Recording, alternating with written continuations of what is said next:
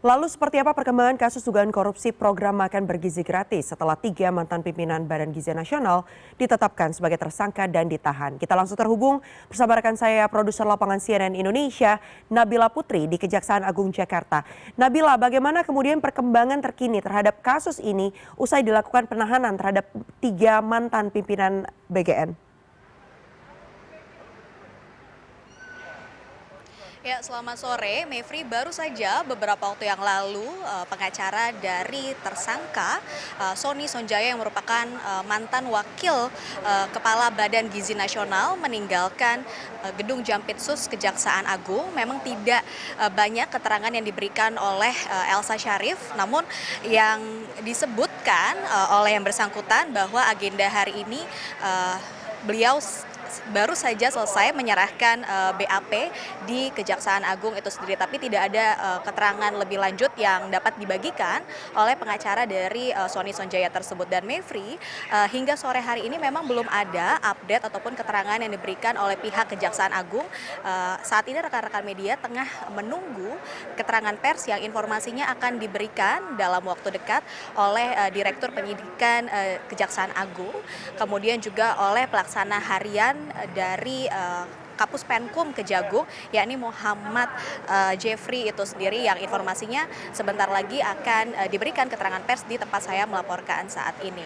Untuk 3 orang tersangka yang kemarin memang sudah ditetapkan oleh Kejaksaan Agung, yakni Dadan Hindayana, kemudian juga Lodwig Pusung dan juga Sony Sonjaya. Kita ketahui bersama kemarin sore Mevri ini sudah langsung dibawa ke rutan Salemba cabang Kejaksaan Agung, di mana ketiganya akan ditahan selama 20 hari terhitung dari Rabu kemarin untuk kemudian dilakukan penyidikan lebih lanjut. Saat ini di Gedung Kejagung sendiri kami belum mengetahui, Mevri, apakah ada saksi-saksi lainnya yang kemudian dimintai keterangan ataupun adanya kemungkinan tersangka lainnya, karena masih sama-sama menunggu keterangan pers yang informasinya akan diberikan sesaat lagi oleh pihak Kejaksaan Agung itu sendiri. Selain sudah dilakukan penahanan terhadap ketiga tersangka, begitu Mevri ya, kemarin juga sudah dilakukan penggeledahan di sejumlah titik terkait dengan kasus ini, diantaranya di kantor Badan Gizi Nasional itu sendiri, kemudian juga di masing-masing kediaman para tersangka.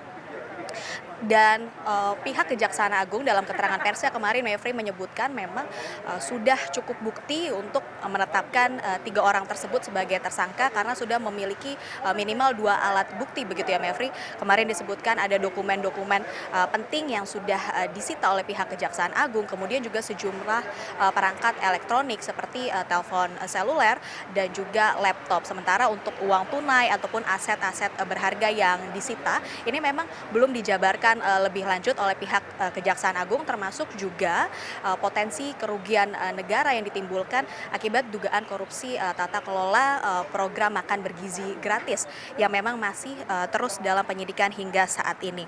Selain barang bukti yang juga sudah diamankan, begitu ya, ada sejumlah fakta penting terkait kasus ini, di mana kita ketahui bersama ini menjadi sorotan nasional, apalagi dugaan program yang kemudian ada tata kelola yang tidak sesuai ataupun adanya penyimpangan. Ini merupakan program prioritas nasional dengan anggaran yang juga sangat besar, begitu ya.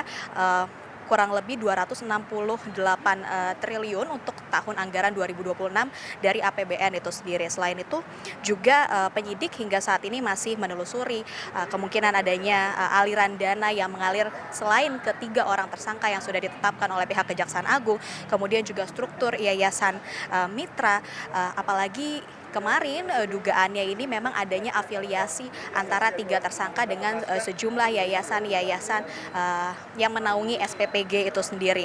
Kemudian penyidik juga masih menelusuri terkait mekanisme pengadaan serta potensi kerugian negara. Kalau bisa kami rangkum begitu Mevri, ini memang prosesnya sangat cepat begitu. Bagaimana kemudian Presiden Prabowo Subianto melalui Menteri Sekretaris Negara mencopot Dadan Hindayana dari jabatannya sebagai Kepala Badan Gizi Nasional pada tanggal 2 Juni lalu, bersamaan juga dengan pencopotan dua wakil Kepala BGN yakni Lodwig Pusung dan juga Sony Sonjaya. Kemudian Menteri Sekretaris Negara begitu ya mengumumkan bahwa Presiden telah menunjuk wakil Kepala BGN sebelumnya Nanik Sdeyang sebagai Kepala BGN yang baru. Setelah itu 1 hari setelahnya, bahkan hanya hitungan jam saja Mevri, kemudian pihak Kejaksaan Agung melakukan penggeledahan terhadap kediaman dari mantan Kepala Badan Gizi Nasional Dadan Hindayana sebelum akhirnya setelah adanya penggeledahan kurang lebih selama 15 jam, akhirnya Dadan Hindayana dan juga dua mantan wakil Kepala BGN ditetapkan sebagai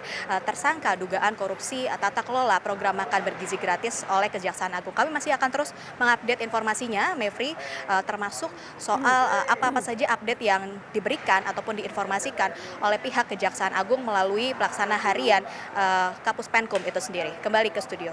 Baik, kita akan tunggu nanti perkembangannya seperti apa dari kasus ini. Terima kasih banyak atas laporan Anda, produser lapangan CNN Indonesia Nabila Putri, melaporkan langsung untuk CNN Indonesia. Selamat kembali melanjutkan tugas.